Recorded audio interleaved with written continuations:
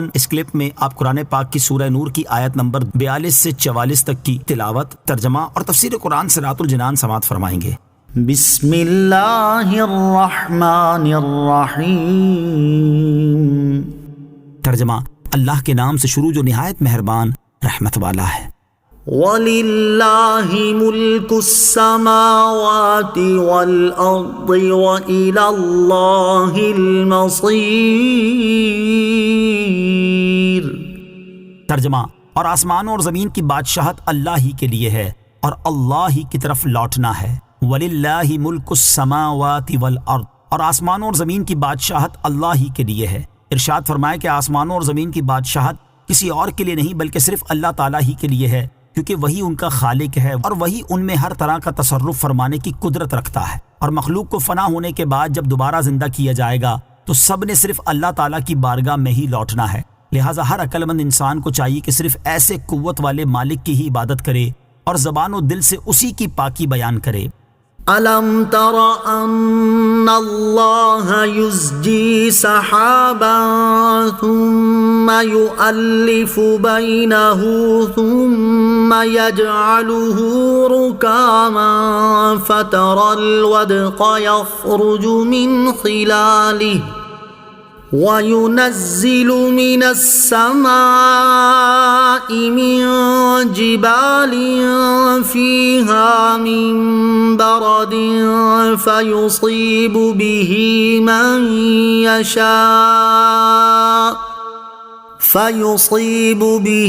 مَن يَشَاءُ وَيَصْرِفُهُ عَن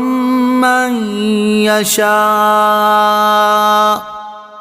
يَكَادُ سَنَا بَرْقِهِ يَذْهَبُ بِالْأَبْصَارِ۔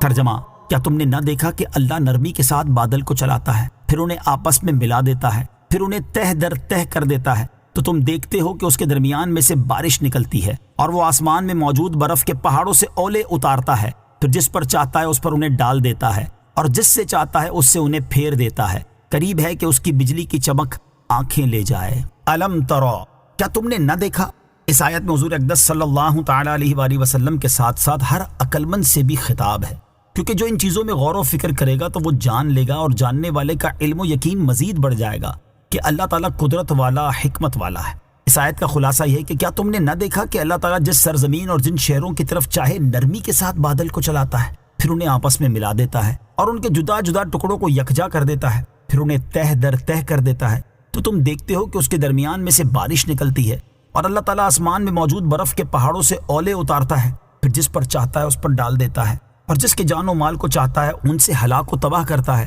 اور جس سے چاہتا ہے اس سے اولوں کو پھیر دیتا ہے اور اس کے جان و مال کو محفوظ رکھتا ہے۔ قریب ہے کہ اس بادل کی بجلی کی چمک آنکھوں کے نور کو لے جائے اور روشنی کی تیزی سے آنکھوں کو بیکار کر دے۔ آگ ٹھنڈک اور پانی کی ضد ہے اور آگ کا ٹھنڈک سے ظاہر ہونا ایک شے کا اپنی ضد سے ظاہر ہونا ہے، اور یہ کسی قادر و حکیم کی قدرت کے بغیر ممکن نہیں۔ وَيُنَزِّلُ مِنَ السَّمَاءِ مِن جِبَالٍ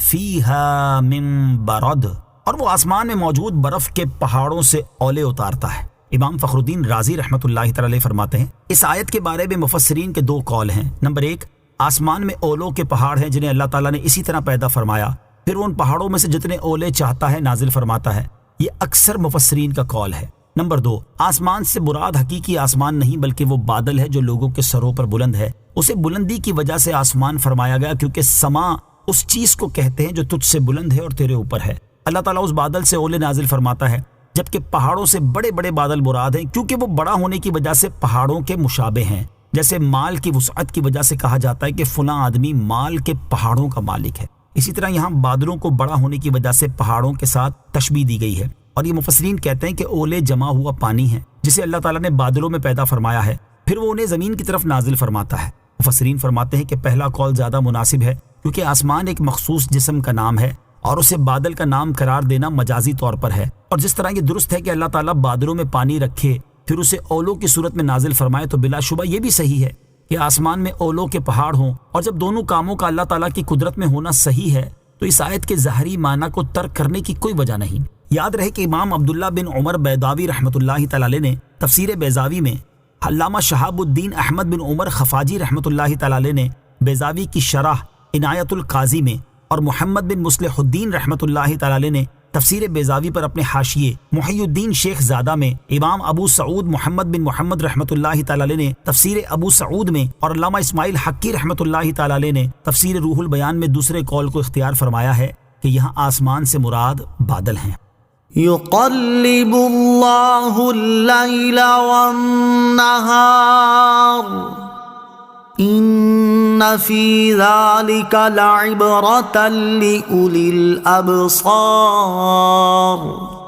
ترجمہ: اللہ رات اور دن کو تبدیل فرماتا ہے، بے شک اس میں آنکھ والوں کے لیے سمجھنے کا مقام ہے۔ یقلب اللہ، اللہ تبدیل فرماتا ہے، یعنی اللہ تعالیٰ رات اور دن کو تبدیل فرماتا ہے اس طرح کہ رات کے بعد دن لاتا اور دن کے بعد رات لاتا ہے۔ بے شک بادلوں کو چلانے، ان سے بارش نکلنے، آسمانوں سے اولے برسانے، بادلوں سے بجلی ظاہر کرنے اور دن رات کو تبدیل کرنے میں غور و فکر کرنے والوں کے لیے اللہ تعالیٰ کے وجود، اس کی قدرت اور وحدانیت پر واضح دلائل